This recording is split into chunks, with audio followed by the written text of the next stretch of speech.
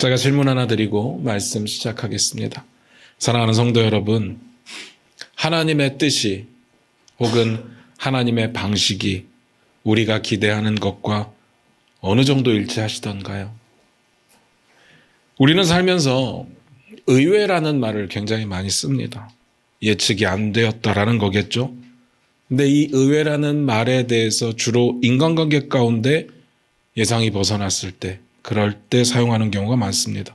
의외다. 그 사람 그럴 사람이 아닌데. 제가 왜 그럴까 생각을 해봤거든요. 그냥 저 스스로를 돌아볼 때 제가 좋아하는 거나 제가 싫어하는 거나 생각을 해보니까 아주 보편적이지는 않다라는 생각이 들어요.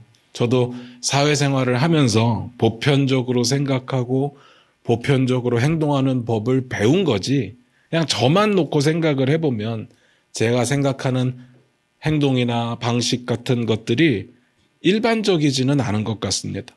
그러면서 이런 생각도 해봅니다. 나만 그럴까? 나만 그럴까? 이렇게 사는 사람이 나밖에 없을까?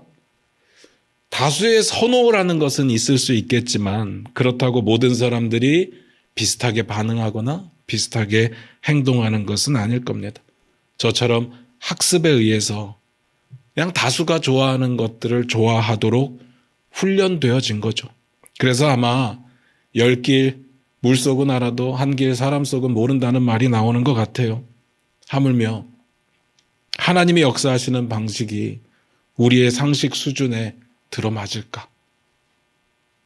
내 취향과 맞을까요? 하나님이 일하시는 방식이 보편적일까요? 저는 그렇지 않다고 봅니다. 그럴 수가 없죠.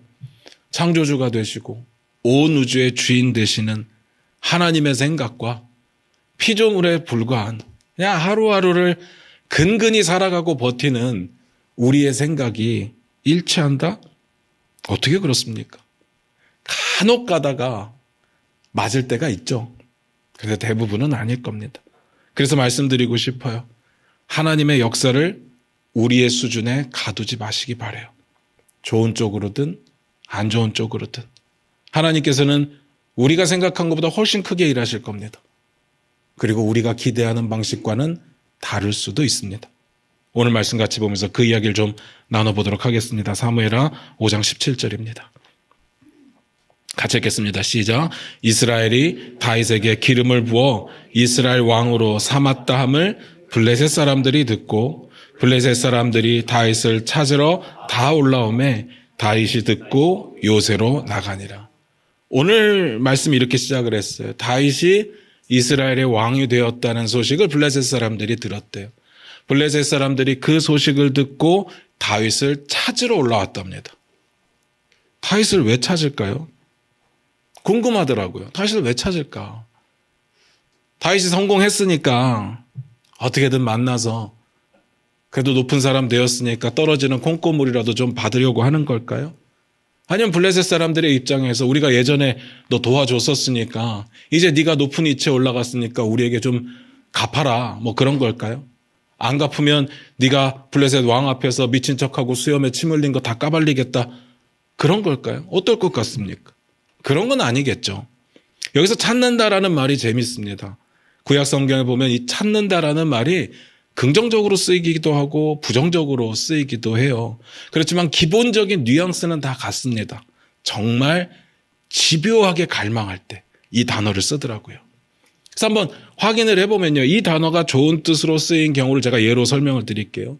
하나님을 간절하게 바랄 때 이 단어를 씁니다. 찾는다. 한 구절만 찾아보겠습니다. 역대하 7장 14절입니다. 우리 화면 보시면서 같이 읽겠습니다. 같이 읽겠습니다. 시작. 내 이름으로 일컫는 내 백성이 그들의 악한 길에서 떠나 스스로 낮추고 기도하여 내 얼굴을 찾으면 내가 하늘에서 듣고 그들의 죄를 사하고 그들의 땅을 고칠지라. 여기서 내 얼굴을 찾으면이라고 할 때 찾다라는 단어가 오늘 본문의 찾다와 동일한 단어예요. 뭐 깜빡깜빡해서 어디다 뒀는지 몰라서 찾아다니는 그런 수준이 아닙니다.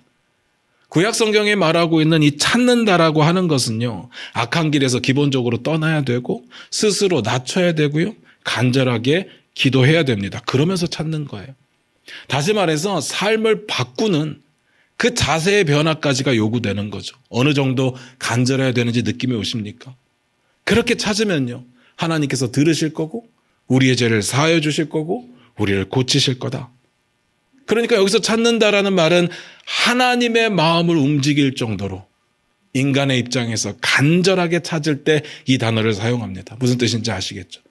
그럼 부정적인 의미는요, 안 좋은 뜻은요, 사무엘상 23장 15절입니다. 우리 화면 보시면서 같이 읽겠습니다.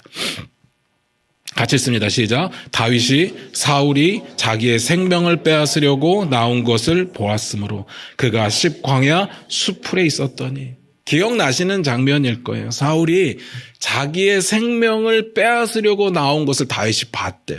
여기서 빼앗다라고 번역되었던 이 단어가 오늘 본문에 찾다라고 번역된 단어와 동일합니다. 여러분 다 아시잖아요. 사울이 얼마나 집요하게 다윗을 찾아다녔는지. 정말 나라의 경영은 아무 관심이 없고 다윗의 그 향한 질투심 때문에 그를 잡아 죽이겠다고 쫓아다녔잖아요. 심지어는 훈련된 특수부대까지 동원해가지고 계속 찾아다녔습니다. 그래서 번역을 아예 찾다라는 말을 빼앗으려고 라고 번역을 한 겁니다. 집요하게 바라는 거죠. 찾는다라는 의미가 어떤 의미인지 이제 아시겠습니까? 좋은 뜻이나 안 좋은 뜻이나 뉘앙스는 일반입니다. 정말 집요하게 갈망하는 것. 오늘 본문에서는 안 좋은 뜻입니다. 그러면 어떤 의미일까요? 블레셋이 정말 다윗을 잡아 죽이고 싶은 마음으로 공격해 왔다라는 뜻입니다. 그러니까 블레셋 입장에서 다윗을 잡고 싶은 마음이 진심이었어요. 그러니까 그냥 올라온 게 아니라 다 올라왔습니다. 나중에 보면 아시겠지만 이 다 올라왔다라는 의미가 어떤 의미인지 아실 거예요. 전력을 다했습니다. 무슨 말인지 아시겠죠? 그런데 무슨 말인지는 알겠는데 조금 다른 개념에서 보면 살짝 고민이 되는 부분은 있는 게, 와, 다윗의 일생이 정말 너무 힘들겠다라는 생각이 저는 오늘 본문을 보면서 드는 거예요. 아니, 왕이 되기 전에는 그렇다 쳐요. 뭐 사울이 엄청 죽이려고 했는데 기다려야 되는 시간이니까 그렇다 칩니다. 그런데 왕이 되고 났는데도 사방에서 난린 거예요. 정말 온 이스라엘의 왕이 됐는데 이스라엘 한 중심에 있는 예루살렘에 사는 여부수 족속은 다윗을 무시하지 않나. 서쪽 끝에 있는 블레셋 족속은 다윗을 죽이려고 찾아오지를 않나. 사람이 어떻게 이렇게 살아요? 하루라도 좀 평안한 날이 있어야지, 안 그렇습니까? 그래서 다윗을 보면서 와, 하나님의 사람이긴 한데, 하나님의 복을 받은 사람이긴 한데 참 쉽지 않겠다라는 생각이 드는 거죠. 그러면서 한편으로는 이런 생각도 듭니다. 하나님의 뜻을 따르는 길이 꼭 이래야 될까? 꼭 이래야 된다면 마음이 너무 불편할 것 같은데 라는 생각이 드는 거죠. 그 이야기는 뒤에서 좀 더 말씀드리도록 합니다. 그 다음 봅니다. 사무엘하 5장 17절부터 18절입니다. 같이 읽겠습니다. 시작. 이스라엘이 다윗에게 기름을 부어 이스라엘 왕으로 삼았다함을 블레셋 사람들이 듣고 블레셋 사람들이 다윗을 찾으러 다 올라오매 다윗이 듣고 요새로 나가니라. 블레셋 사람들이 이미 이르러 르바임 골짜기에 가득한지라. 블레셋이 다윗을 죽이려고 이스라엘을 공격해 오니까 다윗도 가만히 있을 수는 없죠. 요새로 나아갔습니다. 당연합니다. 뭐 앉아서 당할 수는 없으니까. 근데 어떤 요새인지는 잘 모르겠어요. 중요하지 않습니다. 하여간 싸우러 나갔어요. 여기서 중요한 건 어떤 요새냐가 아니라 블레셋이 머물고 있는 장소예요. 블레셋은 르바임 골짜기라고 하는 곳에 자리를 잡았는데, 르바임 골짜기 저 처음 듣습니다. 처음 들어요. 늘 말씀드리지만 제가 이스라엘 지리에 대해서 잘 모르기 때문에, 다만 이 상황에서 중요한 건 알겠어요. 이 르바임 골짜기가 어떤 곳인지 얼마나 큰지 이런 건 잘 모르겠지만 예루살렘과 가까운 곳입니다. 예루살렘 코앞에 있었습니다. 그러니까 블레셋 사람들이 거기까지 쳐들어왔다라는 이야기예요. 블레셋이 이스라엘 완전 서쪽에 있는데 지금 예루살렘 코앞에 와서 자리를 잡았다. 두 가지 의미가 있을 것 같습니다. 첫 번째는 엄청 긴박하다라는 거. 이게 지금 나라를 가로질러서 온 거잖아요. 두 번째는 심각하다라는 거. 이스라엘이 얼마 전에 통일이 됐거든요. 근데 그 가운데를 가로질러서 예루살렘까지 쳐들어왔다. 물론 그 길밖에 없었을 수도 있겠지만 그들이 의도했던 의도하지 않았던 북쪽의 이스라엘과 남쪽의 유다가 합쳐진 이 상황 가운데 어느 정도 안정이 되지 않은 이 상황 가운데 그 중간을 가로지른다? 만약에 이게 성공하면요, 다윗을 못 죽인다 하더라도 나라를 둘로 나눌 수 있죠. 다윗을 유다에 가둘 수 있다는 이야기입니다. 그러면 다윗의 힘은 점점 약해질 거고 지도자를 잃은 북쪽은 또 쉽게 공격을 할 수 있지 않았을까. 그런 효과가 기대가 되죠. 심각한 상황이라고. 근데 왜 이게 심각하냐? 블레셋이 그럴 만한 힘이 있었거든요. 그 당시에 그 땅에 블레셋만큼 강한 나라가 어디 있겠습니까? 다윗이 장수로 있을 때나 골리앗 죽이고 몇 번 전쟁에서 이겼던 거지, 블레셋이 쳐들어오면 이스라엘 항상 졌거든요. 이스라엘 사람들은 블레셋 이름만 들어도 치를 떨었을 텐데 지금 상황이 그렇게 됐다는 이야기입니다. 블레셋이 르바임 골짜기에 올라와서 전부 다 거기 있었다라는 이야기는 그런 상황입니다. 긴박하고 심각한 상황. 어쩌면 다윗이 왕이 되고 나서 죽을 때까지 가장 큰 위기가 이 순간이 아니었을까 싶습니다. 그 정도예요. 자, 그래서 이 긴박하고 심각한 상황 가운데 다윗이 어떻게 하느냐가 중요하겠죠. 사무엘하 5장 19절입니다. 같이 읽겠습니다. 시작. 다윗이 여호와께 여쭈어 이르되 내가 블레셋 사람에게로 올라가리이까 여호와께서 그들을 내 손에 넘기시겠나이까 하니 여호와께서 다윗에게 말씀하시되 올라가라 내가 반드시 블레셋 사람을 내 손에 넘기리라 하신지라. 다윗이 이 상황을 하나님께 물어요. 어떻게 할까요? 블레셋에게로 나아갈까요? 하나님께서 우리가 이기게 만드실 겁니까? 지난번에도 한번 말씀드렸는데요. 이 당시에 다윗이나 왕들이 하나님의 뜻을 묻는 방법은요, 보통 제사장을 불러서 제사장의 애복 가운데 있는 우림과 둠밈을 통해서 답을 얻었다고 말씀을 드렸어요. 앞에서 많은 질문이 있었는데 잘 보시면 결국은 예, 아니요의 답이 가능한 질문이잖아요. 그렇게 질문을 하고 예냐 아니냐를 뽑아서 답을 얻었다라는 겁니다. 지금도 그런 식으로 하면 될 거다 그런 이야기는 아니에요. 그때는 하나님께서 제사장을 통해서 그렇게 답한다고 하셨으니까. 그리고 오늘 성경을 보면 이 방법이 유일한 방법은 아닌 것 같아요. 오늘 본문 다음에 나오는 내용에 보면 하나님께 묻는 장면이 나오는데 이번에는 하나님께서 구체적으로 답을 해주시는 장면이 나오거든요. 그때는 예 아니요의 답은 아니었어요. 이런 건 어쩌면 묻는 방식은 동일했을지 몰라도 하나님께서 제사장이나 선지자를 통해서 그 입술로 답을 했을 가능성이 있습니다.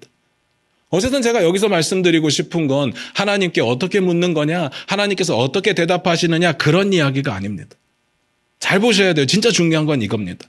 다시 하나님께 물어요. 긴박한 상황인데, 심각한 상황인데 우리가 보기엔 그냥 묻는 거지만 성경은 블레셋 사람들의 집요한 마음과 다윗의 행위에 대해서 대조적으로 묘사를 하고 있다는 겁니다.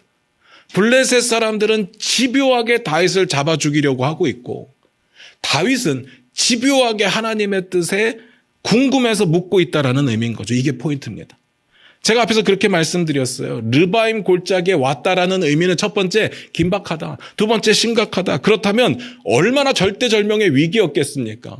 안 그렇습니까? 지금 쳐들어와가지고 허리를 가로질러 들어와서 예루살렘 코앞에 있으니까, 또 블레셋이 그렇게 강한데 총력을 다해서 왔으니까 지금까지 블레셋과의 관계를 안다면 두려울 수밖에 없잖아요. 게다가 긴박하고 그 심각한 상황 가운데 예루살렘 바로 앞에 있으니까. 근데 그 상황이 뭐였다고요? 하나님께 물었다. 잘 생각하셔야 됩니다. 우리가 생각하는 하나님께 묻는 거하고 차원이 달라요. 우리는 그냥 기도하잖아요. 하나님 어떻게 하면 됩니까? 너무 쉽잖아요. 너무 간단합니다. 그런데 이 당시에 다윗이 그렇게 했을까? 우리가 본 질문은 간단하지만, 올라가면 될까요? 안 될까요? 간단하지만 그렇게 묻는 절차는 굉장히 복잡하지 않았겠습니까? 예, 아니요로 물었어도 하나님께서 답을 천천히 주실 수도 있고, 아까도 봤듯이 그런 식이 아니라 다른 방식으로 답을 주실 수도 있고, 다시 말해서 시간이 얼마나 걸릴지 아무도 상상할 수 없는 상황 가운데 다윗이 물었다고요. 예전에 이런 일이 있었습니다. 사울이 하나님의 뜻을 묻는다고 에봇을 가지고 오라고 해요. 그래서 에봇을 가지고 와서 그때 제사장에게 물었는데 상황을 보니까 갑자기 블레셋에 막 자중 질환이 일어나가지고 무너지는 걸 보며 이때다 싶어서 그만두라고 합니다. 그냥 가서 싸우겠다라고 이야기를 해요. 생각을 해보세요. 이게 간단한 일이었다면, 그냥 묻고 답하고 이런 일이었다면 뭐하러 사울이 그만두라고 하겠습니까? 듣고 가는 게 좋죠. 안 그렇겠습니까? 사무엘상 14장 19절을 같이 한번 읽어볼게요. 우리 화면 보시면서 같이 읽겠습니다. 같이 읽겠습니다. 시작. 사울이 제사장에게 말할 때 블레셋 사람들의 진영에 소동이 점점 더한지라 사울이 제사장에 이르되 내 손을 거두라 하고. 이 장면 상상해 보세요. 절차와 시간이 걸리는 일이었다고요. 그러니까 사울이 그만두라라고 하는 겁니다. 그런데 다윗이요, 더 긴박한 상황이에요. 사울 같은 경우는 지금 이기고 있는 상황이었고 지금은 코앞에 적들이 쳐들어와 있습니다. 그런데 다윗은 모든 것들을 하기 전에 물어요. 하나님, 제가 어떻게 할까요? 나아갈까요? 하나님의 결과는 뭡니까? 라고 물어요. 그만큼 다윗은 그 어떤 것보다도 하나님의 대답이 하나님의 뜻이 간절했다는 겁니다. 사울과 완전히 다르죠. 그 모습이 대조가 되는 거예요. 다윗을 죽이겠다는 블레셋의 집요함과 대조가 되고 하나님의 뜻을 기다리지 못하는 사울과 대조가 되고, 그러니까 하나님께서 다윗에게 답을 주시지 않겠습니까? 이 정도로 집요한데, 다윗은 하나님의 뜻에 진심이었는데 세상에 이런 사람이 어디 있겠어요? 우리도 쉽게 하나님의 뜻을 알고 싶다고 말합니다. 정말 궁금하다. 내 인생을 향한 하나님의 뜻이 뭔지, 내 미래를 향한 하나님의 뜻이 무엇인지 너무 궁금하다. 그렇게 말을 하지만 생각해보면 이 정도는 아니잖아요. 급한 일 생기면 뒤로 미루고, 바쁜 일 생기면 뒤로 미루고, 다 해결하고 나서 또 하나님께 하나님, 나를 향한 하나님의 뜻이 뭡니까? 라고 묻지 않느냐고요. 다윗과 비교를 해본다면 왜 우리가 답을 얻지 못하는지 어느 정도 이해가 되지 않습니까? 그 어떤 것보다도 다윗은 하나님의 뜻에 진심이었고 우린 그 정도는 아니니까요. 할 거 다 하면서, 바쁜 거 다 해결하면서, 그러면서 하나님의 뜻이 궁금하다고 하는 거니까. 그 다음 구절 볼까요? 사무엘하 5장 20절입니다. 같이 읽겠습니다. 시작. 다윗이 바알 브라심에 이르러 거기서 그들을 치고 다윗이 말하되 여호와께서 물을 흩음같이 내 앞에서 내 대적을 흩으셨다 하므로 그곳 이름을 바알 브라심이라 부르니라. 자, 이 구절 잘 보세요. 어떻게 싸웠는지가 없어요. 그냥 이깁니다. 그들을 치고가 끝이에요. 왜냐하면 다윗이 고백했잖아요. 하나님이 하신 거거든요. 어떻게 이겼어도 하나님이 하신 겁니다.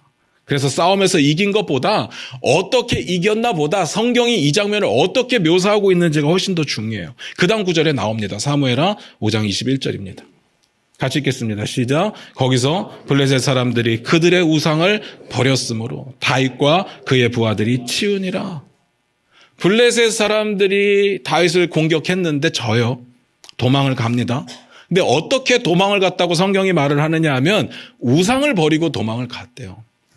그만큼 허겁지겁 도망을 갔겠죠. 그리고 또 한편으로는 그들이 중요하게 여기는 우상이 우리가 하나님을 대하는 태도와 너무 비슷하지 않습니까? 생명의 위기가 오니까 그냥 버리고 가요. 그 우상이 자기네들을 지켜줄 거라고 말하지만 사실 죽게 되면 그냥 버리고 가요. 그게 그들의 모습이었어요. 그러니까 질 수밖에 없는 거죠. 그 우상들을 다윗과 부하들이 치웠대요. 어떻게 치웠을까요? 쓸어 담아서 쓰레기통에 버렸을까요? 똑같은 내용을 다루고 있는 역대상에 이렇게 표현을 합니다. 역대상 14장 12절입니다. 우리 화면 보시면서 같이 읽겠습니다. 같이 읽습니다. 시작. 블레셋 사람이 그들의 우상을 그곳에 버렸으므로 다윗이 명령하여 불에 사르니라. 다윗이 그들의 우상을 불살랐대. 이분 진짜 중요합니다. 고대 근동사회에서 전쟁이 어떤 의미인지를 제가 예전에 한번 말씀드린 적이 있어요. 민족과 민족의 전쟁, 나라와 나라와 전쟁은 어떤 의미인가 하면 그들이 믿는 신과 신의 전쟁이라고 말씀드렸습니다. 그러니까 그들이 우상을 가지고 나온 거겠죠. 블레셋이 믿는 신과 이스라엘이 믿는 신 하나님과의 전쟁이라는 거예요. 물론 진짜 그렇다는 이야기는 아닙니다. 그들이 그렇게 생각했다라는 거죠. 하나님하고 우상하고 어떻게 싸워요? 하나님은 실존하시고 우상은 가짜인데. 근데 더 기가 막힌 거예요.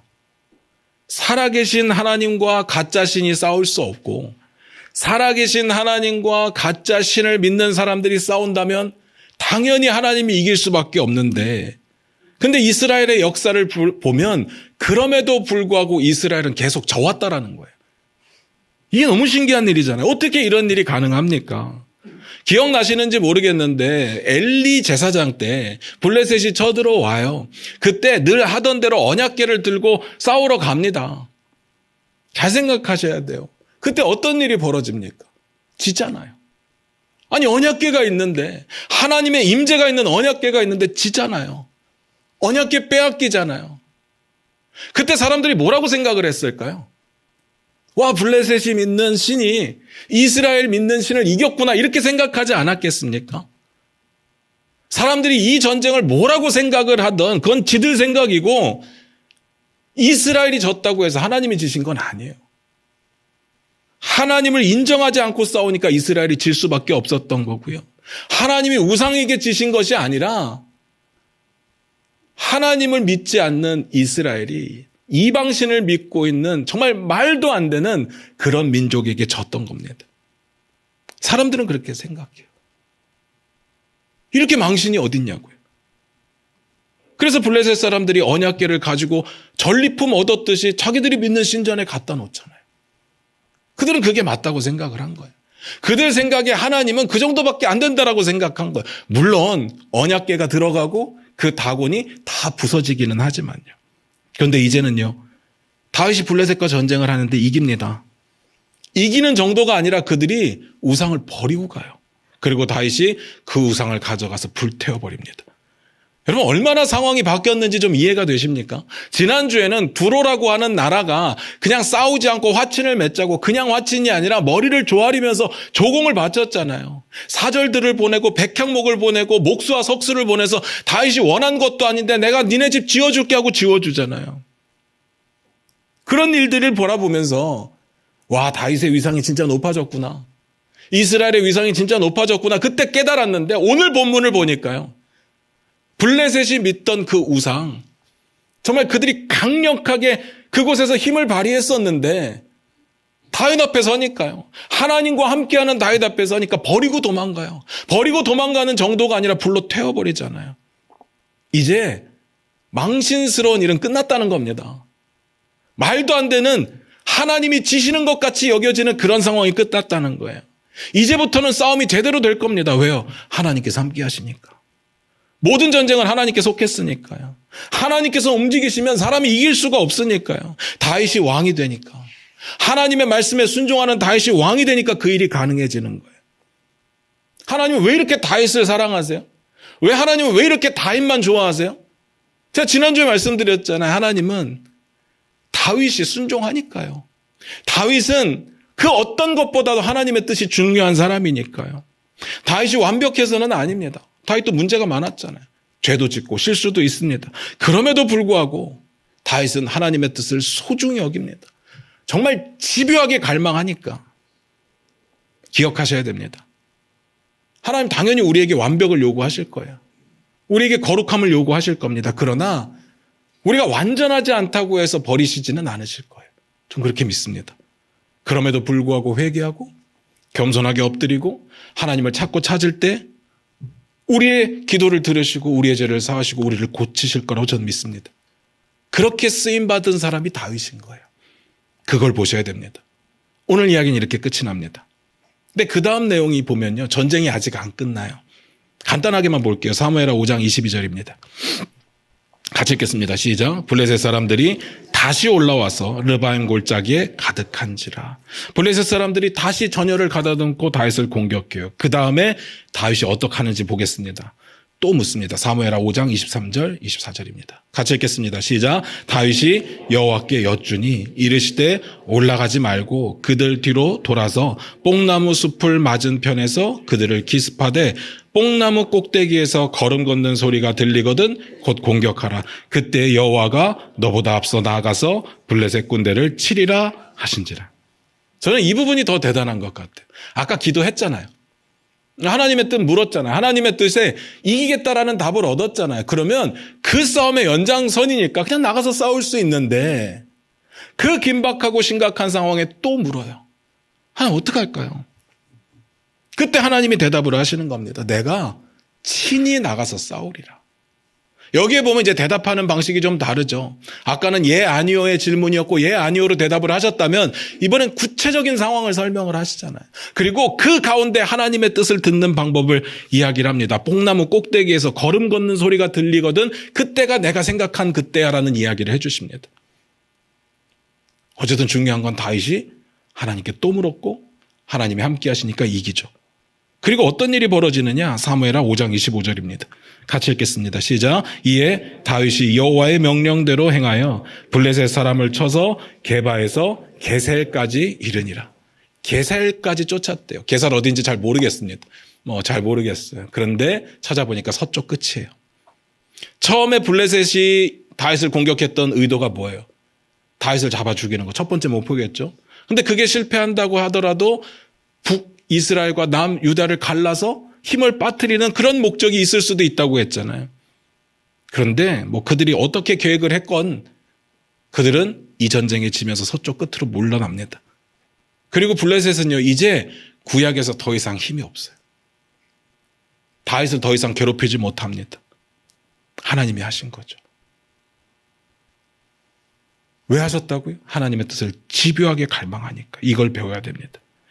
저는 오늘 본문을 보면서 그런 생각이 들었어요. 일단 첫 번째로 직관적으로 하나님의 뜻에 더 집중해야 되겠다라는 생각이 들었고, 두 번째는 하나님께서 하나님의 말씀에 순종하는 다윗에게 하나님의 뜻을 이루는 방식이 정말 다양하구나 라는 생각이 들었어요. 잘 보세요.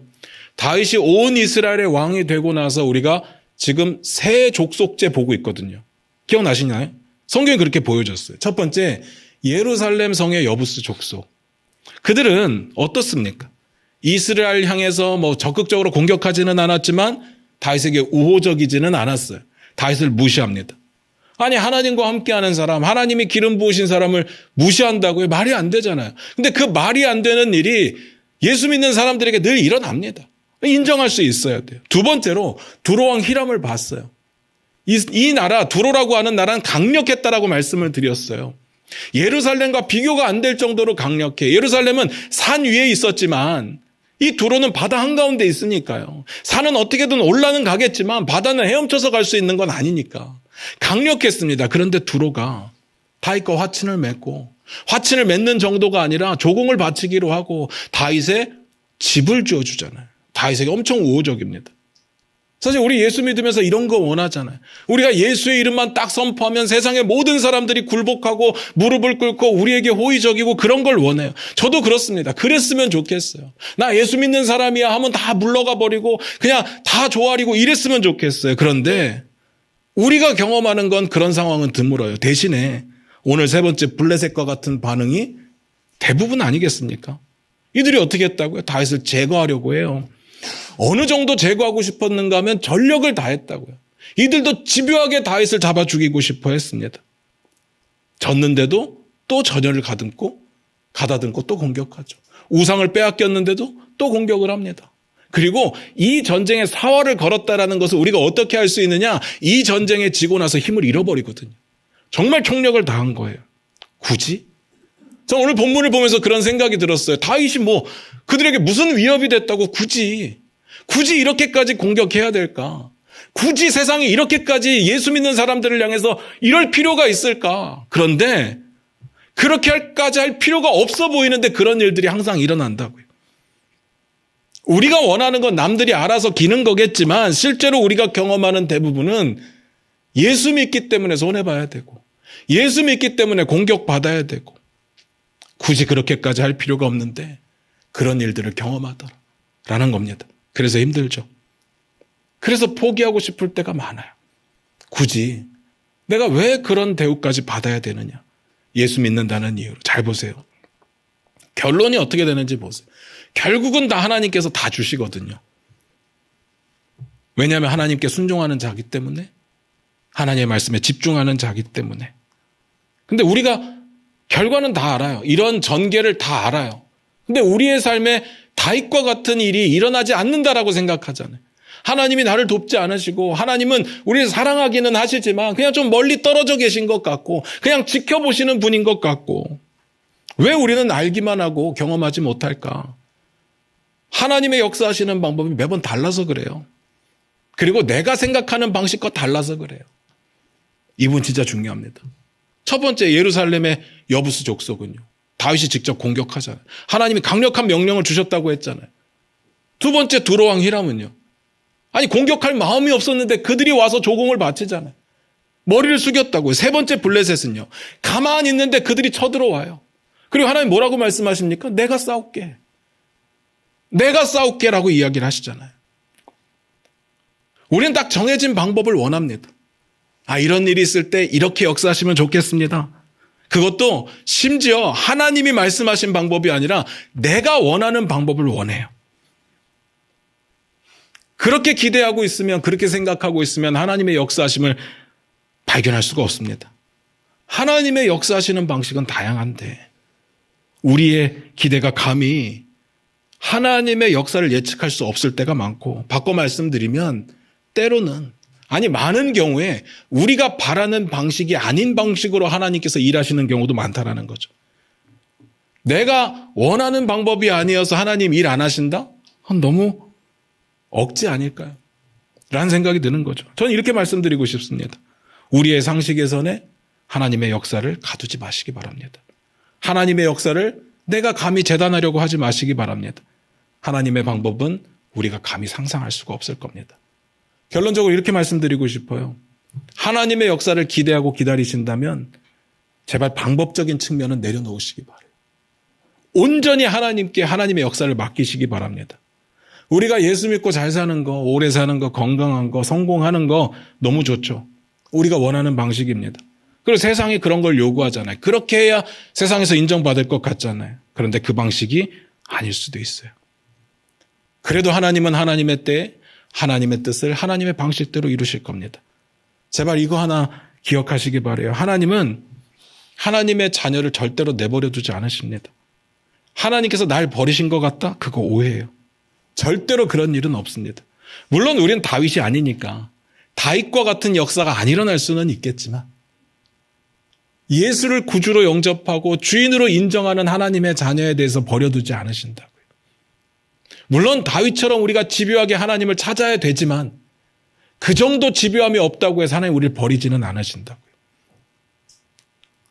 우리가 몰라서 그렇지 하나님 항상 우리와 함께 하시면서 하나님 보시기에 우리에게 필요한 것으로, 좋은 것으로 채우고 계실 겁니다. 만약 우리의 믿음이 진짜라면. 말씀 한 구절만 읽고 마칠게요. 히브리서에 이런 내용이 나와요. 히브리서 13장 5절 뒷부분입니다. 우리 화면 보시면서 같이 읽겠습니다. 시작. 그가 친히 말씀하시기를 내가 결코 너희를 버리지 아니하고 너희를 떠나지 아니하리라 하셨느니라. 아멘. 기도하겠습니다. 우리 반주 들으시면서 잠깐 한번 기도하기를 원합니다. 우리가 정답은 알아요. 하나님을 열심히 찾고 찾아야 하나님께서 우리 안에 역사하심을 경험하게 될 겁니다.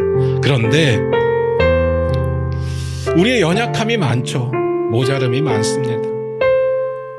우리도 다윗처럼 담대한 믿음을 가졌으면 좋겠는데 그러지 못할 때가 많아요. 그렇다고 해서 혹시 여러분 나는 안 된다라고 포기하고 계신 분 계십니까? 나는 어차피 안 되는 사람, 하나님이 나를 신경 쓰지 않는다, 하나님 나에 대해서 관심이 없으시다, 그러지 않습니다. 우리를 향해서 동일하게 약속하시는 게 내가 너희를 결단코 떠나지 않고 결단코 버리지 않겠다. 다윗만큼은 아니겠지만 하나님은 우리의 일생 가운데 여전히 역사하고 계시고 우리의 필요를 아시며 우리의 아픔을 아시는 하나님이심을 여러분 믿으시기 바랍니다. 혹시라도 행여라도 너무 힘들어서 너무 아파서 하나님을 향한 원망과 불편한 마음만이 가득했다면 이 시간 다시 한번 결단하시기 바랍니다. 내 생각을 버리고 내 방식을 버리고 온전히 하나님의 뜻에 집중하기를 원합니다. 하나님의 방식대로 내 삶에 하나님의 역사가 이루어지기를 원합니다. 우리 다 같이 그렇게 기도하며 나아갑니다. 기도하겠습니다.